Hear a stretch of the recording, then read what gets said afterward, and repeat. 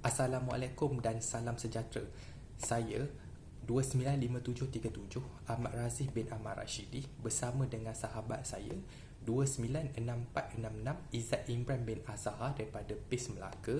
Kami berdua daripada Pusat Pendidikan Profesional dan Lanjutan PIS Universiti Utara Malaysia membuat khas video ini untuk pensyarah kami iaitu Major Nozilah Haji Azif untuk subjek VKMB 1021 Pembangunan Masyarakat 2 Tugasan 2 bagi kertas kerja kami iaitu bertajuk Inisiatif Kelestarian Alam Sekitar bagi Sekolah Kebangsaan Telanok. Assalamualaikum dan salam sejahtera. Saya Ahmad Razif bin Ahmad Rashidi, nombor matrik 295737 akan menerangkan bahagian tujuan. Okey, tujuan inisiatif kelestarian alam sekitar bagi Sekolah Kebangsaan Telanok bertujuan untuk menyuburkan hubungan antara pelajar dengan alam sekitar semasa meningkatkan kesedaran mereka terhadap isu-isu alam sekitar. Di bawah tujuan ini terdapat 4 tujuan utama yang telah disenaraikan, iaitu pertama sekali meningkatkan kesedaran alam sekitar. Ia bertujuan untuk memperkukuhkan hubungan emosi pelajar dengan alam sekitar. Selain itu, aktiviti luaran dan pembelajaran berasaskan alam sekitar juga boleh dijalankan. Manakala tujuan kedua ialah memupuk sikap kelestarian. Ini bertujuan menorong pembentukan sikap proaktif terhadap kelestarian alam sekitar di kalangan para pelajar. Manakala tujuan ketiga yang digariskan adalah mengintegrasikan pendidikan alam sekitar. Ia bertujuan untuk menyatukan konsep kelestarian alam sekitar dalam kurikulum pelajar. Ini menunjukkan skop alam sekitar harus digariskan dalam kurikulum para pelajar di dalam setiap modul pendidikan sekolah lah. Manakala tujuan yang terakhir yang telah digariskan adalah menggalakkan kemahiran kendiri pelajar. Ia bertujuan untuk melahirkan kebolehan berfikir kritis, daya tahan dan kemahiran kepengurusan melalui pengalaman alam sekitar dan boleh melakukan projek-projek kelestarian yang terbaru. Terima kasih. Assalamualaikum dan salam sejahtera. Saya Ahmad Razif bin Ahmad Rashidi, nombor matrik 295737 akan menerangkan bahagian latar belakang. Okey, apa itu latar belakang bagi inisiatif kelestarian alam sekitar bagi Sekolah Kebangsaan Telanok adalah penting untuk memahami konteks dan keperluan mendesak dalam pembangunan kesedaran alam sekitar di kalangan pelajar. Oleh hal yang demikian, telah digariskan 3 latar belakang utama kerana apakah disebabkan projek ini harus dilakukan, iaitu pertama, sekolah menjadikan landasan penting bagi membentuk kesedaran dan hubungan yang lebih positif dengan alam sekitar. Manakala yang kedua adalah sekolah sebagai pusat pembelajaran untuk membentuk budaya kelestarian. Manakala yang terakhir yang telah digariskan adalah pembentukan kemahiran kehidupan yang kritis dan kefahaman mendalam tentang interaksi manusia dengan alam sekitar. Sekian, terima kasih. Assalamualaikum dan salam sejahtera. Saya Ahmad Razif bin Ahmad Rashidi, nombor matrik 295737 akan menerangkan bahagian objektif bagi projek ini. Okey, objektif bagi inisiatif kelestarian alam sekitar bagi Sekolah Kebangsaan Telanok adalah merangkumi satu siri matlamat yang jelas dan terperinci yang ingin dicapai melalui program ini. Oleh hal yang demikian, terdapat 9 objektif yang telah dilaksanakan dalam projek ini. Iaitu yang pertama adalah meningkatkan kesedaran alam sekitar. Ia bertujuan meningkatkan kesedaran pelajar terhadap kepentingan menjaga alam sekitar. Manakala yang kedua adalah menggalakkan sikap produktif. Ia bertujuan bagi melahirkan rasa tanggungjawab yang mendalam serta sikap komitmen untuk mengambil tindakan positif terhadap alam sekitar. Manakala yang ketiga adalah inisiatif nilai-nilai alam sekitar dan kurikulum. Ia bertujuan bagi memastikan bahawa pendidikan tentang kelestarian alam sekitar menjadi sebahagian daripada pengalaman pembelajaran setiap pelajar di sekolah. Manakala yang keempat telah digariskan adalah membina hubungan positif dengan alam semula jadi. Ia bertujuan bagi melakukan sebarang aktiviti luaran serta mencipta pengalaman, lampangan dan pelibatan dalam projek-projek kelestarian alam sekitar. Manakala yang kelima adalah memupuk kemahiran hidup dan kreativiti. Ini adalah bertujuan bagi melahirkan pelajar yang mempunyai sikap berfikir kritis dan kreatif melalui projek-projek kelestarian alam sekitar. Manakala yang keenam adalah digariskan membentuk budaya sekolah yang berkomitmen terhadap alam sekitar. Ia bertujuan bagi melahirkan pelajar dalam menggalakkan amalan hijau di dalam sekolah serta budaya sekolah dalam pelibatan komuniti dalam usaha kelestarian. Manakala yang ketujuh adalah menilai kesan program. Ini bertujuan bagi melaksanakan penilaian berkala untuk mengukur kesan dan keberkesanan program kelestarian alam sekitar ini terhadap pengetahuan, sikap dan tindakan pelajar serta kesannya terhadap persekitaran sekolah dan komuniti setempat.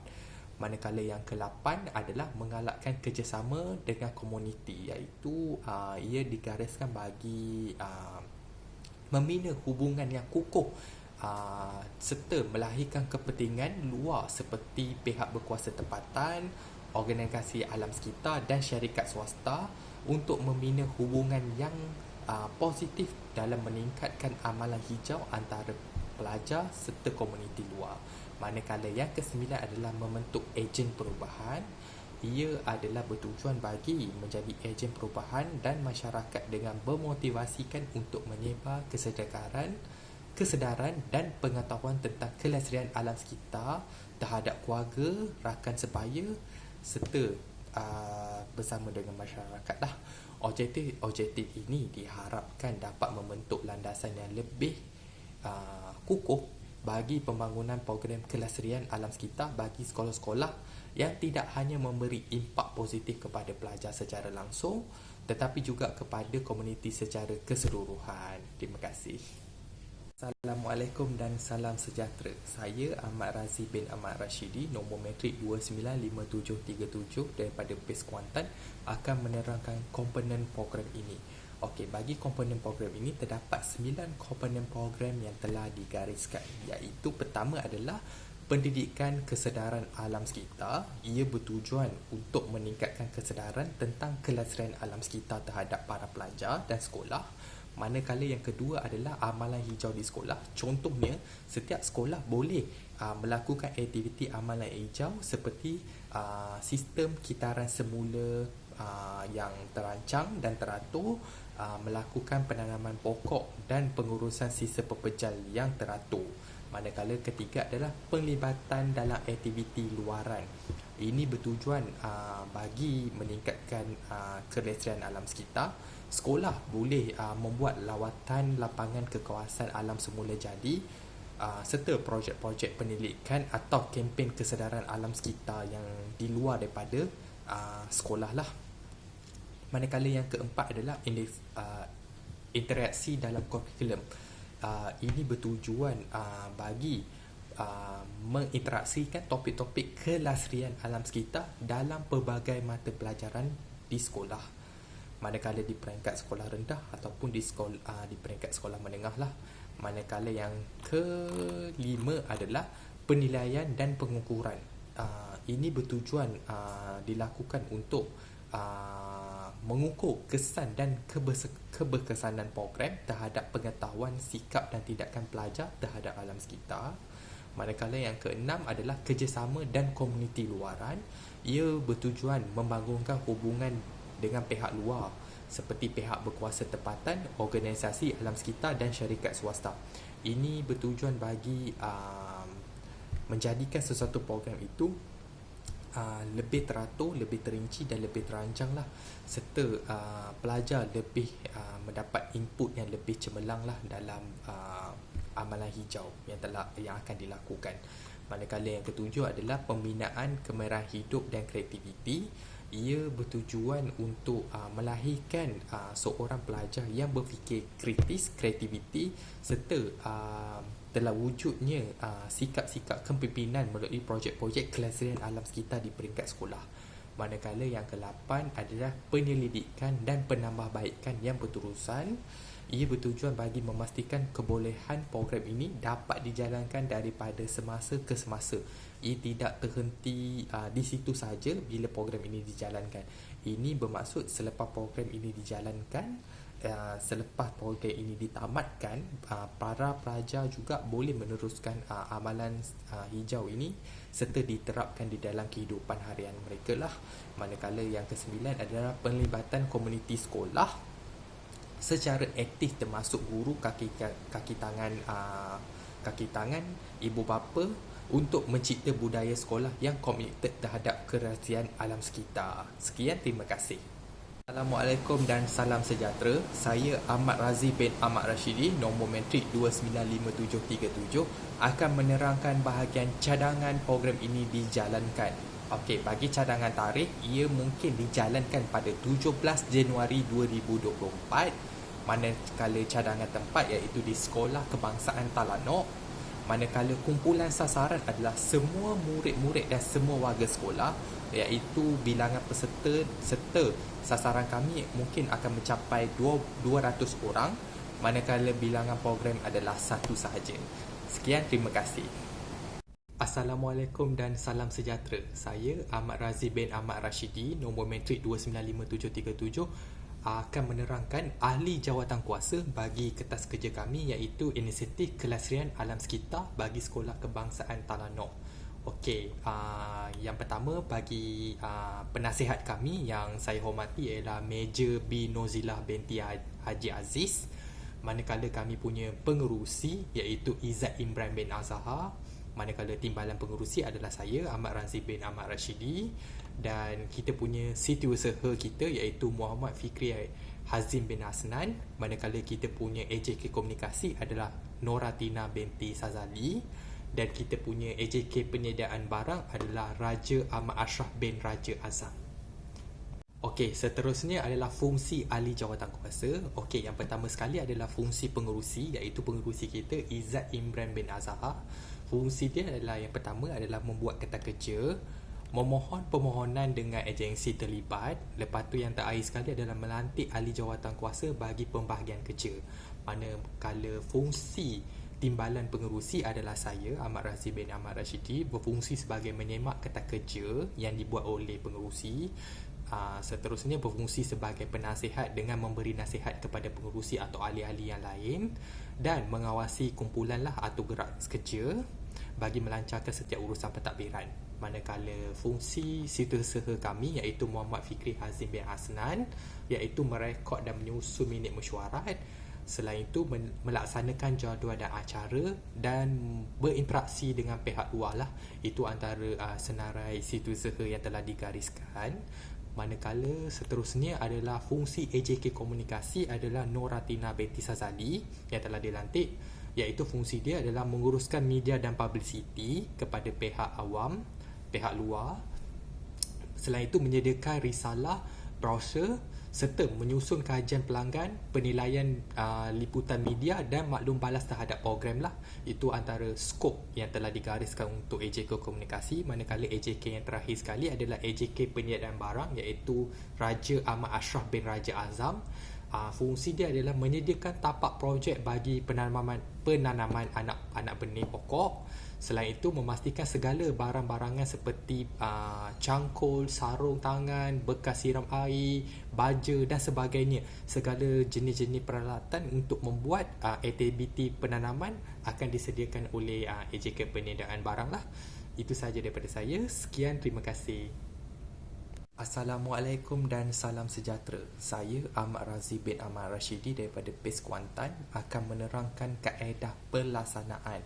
Okey, di bawah kaedah pelaksanaan ini terdapat 9 kaedah yang telah digariskan, iaitu yang pertama penyusunan jadual dan rancangan aktiviti.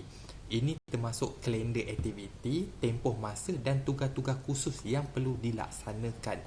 Manakala yang kedua adalah pembinaan modul pengajaran dan bahan bantu mengajar, iaitu modul ini perlu menekankan interaksi langsung dengan alam, bahan bacaan yang relevan serta aktiviti praktikal bagi memupuk pemahaman mendalam.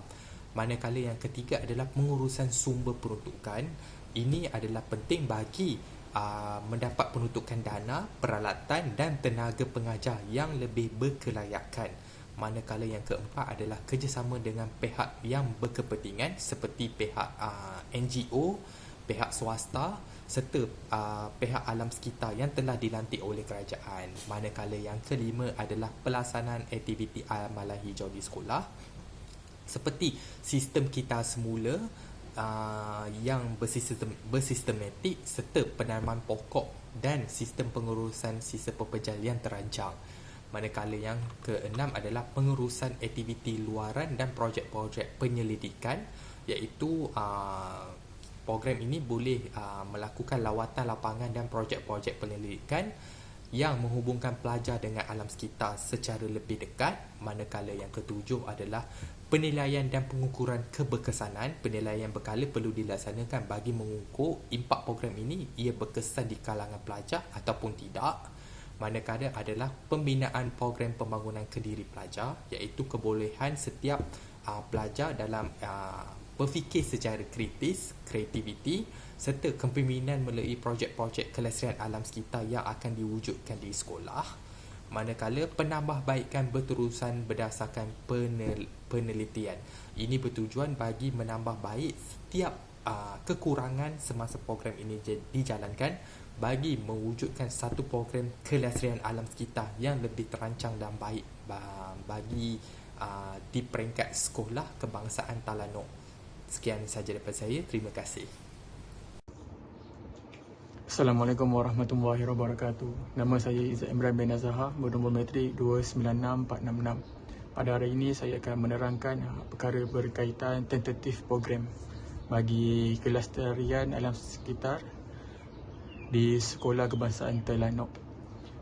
Program ini akan dijalankan selama 1 hingga ke 10 minggu, yang mana minggu pertama dan minggu kedua kami akan menerapkan kesedaran alam sekitar, yang mana akan membuat lawatan ke Taman Botani, ceramah dan aktiviti kesedaran alam sekitar, dan juga akan membentangkan modul berkaitan pengajaran mata pelajaran sains. Dan minggu ketiga dan keempat kami akan mengadakan praktikal amalan hijau, yang mana kami akan buat projek kita semula, tanaman kebun sekolah, dan juga sesi bacaan dan diskusi. Yang mana minggu kelima dan keenam adalah pendidikan alam sekitar berterusan, yang mana kami akan membina kolam hidroponik, diskusi mengenai impak perubahan iklim, dan juga lawatan ke tapak pembuangan sampah, iaitu tapak pelupusan di Keledang, Pahang. Dan minggu seterusnya kami akan mengadakan pengukuhan pengetahuan dan pendedahan luaran, yang mana projek penyelidikan akan diadakan, sesi pembincangan di antara pelajar dan juga pakar alam sekitar akan dijalankan. Dan minggu ke-9 dan ke-10 adalah minggu yang terakhir, yang mana kami akan membuat penilaian dan penutupan program. Penilaian ini adalah berdasarkan daripada penilaian pelajar, dan juga kami akan membuat pameran kesedaran dan juga sesi refleksi dan pelan tindakan. Selepas tentatif program dijalankan, kami telah membuat anggaran pembelajaran, yang mana anggaran pembelajaran ini menelankan sebanyak RM22,000, yang mana pecahan dia adalah minggu pertama dan minggu kedua kami akan membuat kesedaran alam sekitar yang akan menelan perbelanjaan sebanyak RM4,000, yang mana aktiviti pembelajaran luaran akan dilakukan, sesi pendedahan dan juga modul pengajaran.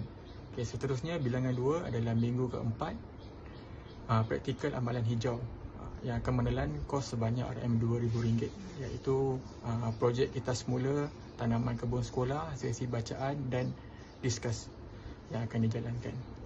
Bilangan ketiga kami akan membuat program pendidikan alam sekitar yang berterusan, yang mana pembinaan kolam hidroponik akan dilakukan, sesi pembincangan dan juga lawatan lapangan. Perkara ini akan menelankan kos sebanyak RM8,000. Seterusnya adalah bilangan keempat, iaitu minggu ke-7 dan ke-8, pengukuhan pengetahuan dan juga pendedahan luaran, yang akan menelan sebanyak RM7,000, iaitu projek penyelidikan akan dilakukan, sesi perbincangan dengan pakar dan juga kempen kesedaran awam yang akan dilakukan.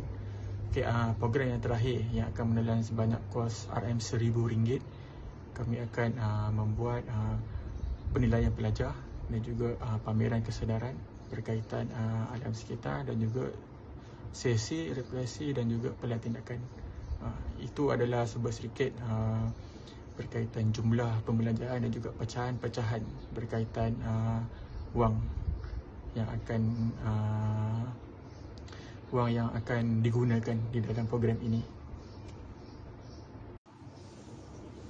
Selepas perbincangan daripada rakan saya, antara faedah yang kami nampaklah apabila kelestarian alam sekitar ini akan mendatangkan faedah kepada murid-murid sekolah yang mana akan menghidupkan kemahiran hidup dan pemikiran yang kreatif. Seterusnya akan peningkatan prestasi akademik bagi pelajar. Kedua, penghargaan terhadap alam sekitar. Yang ketiga adalah kesedaran komuniti dan budaya sekolah. Seterusnya, keterlibatan yang aktif murid-murid sekolah dalam perubahan sosial. Dan seterusnya akan membangunkan sikap proaktif pelajar-pelajar. Dan akhir sekali akan mendatangkan peningkatan kesedaran dan pemahaman dalam kepentingan alam sekitar. Akhir sekali, kesimpulan yang dapat disimpulkan di dalam aktiviti ini adalah akan mendatangkan pengalaman langsung dengan alam pengukuhan pembelajaran. Seterusnya akan meningkatkan kesedaran dan pendidikan alam sekitar yang mana ia akan memainkan peranan utama. Seterusnya, integrasi nilai alam sekitar dalam kurikulum dan juga kerjasama dengan pihak berkepentingan dan juga komuniti. Akhir sekali, peranan pelajar sebagai ejen perubahan.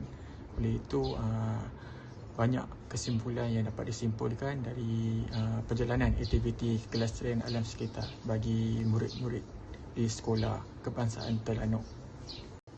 Seterusnya, kami telah meminta pengesahan dan sokongan daripada orang-orang luar yang mana pengesahan mendapat keputusan yang baik, yang mana kami mendapat pengesahan dari pihak kuasa tempatan dan Kementerian Pendidikan. Seterusnya, kami mendapat sokongan daripada komuniti sekolah dan ibu bapa. Yang ketiga, kami mendapat sumber dan pertukaran kewangan, dan juga kami mendapat sokongan media dan kemasyarakatan dan juga sokongan akademik dan pakar industri. Akhir sekali, kami mendapat kerjasama daripada organisasi alam sekitar dan swasta dan juga sokongan penyelidikan dalam kajian impak bagi melaksanakan kelestarian alam sekitar ini. Seperti yang tuan puan lihat, berikut adalah poster yang akan digunakan di dalam program insentif kelestarian alam sekitar ini yang akan diedarkan di Sekolah Kebangsaan Terengganu. Moderator adalah daripada pihak kami, iaitu saya, Izzat Imran bin Azhar, dan juga rakan saya, Ahmad Razif. Maka dengan berakhir slide berkaitan poster tadi, adalah slide yang terakhir kami. Jika ada soalan, boleh bertanya pada saya, Izzat Imran, dan juga rakan saya, Ahmad Razif. Sekian, terima kasih.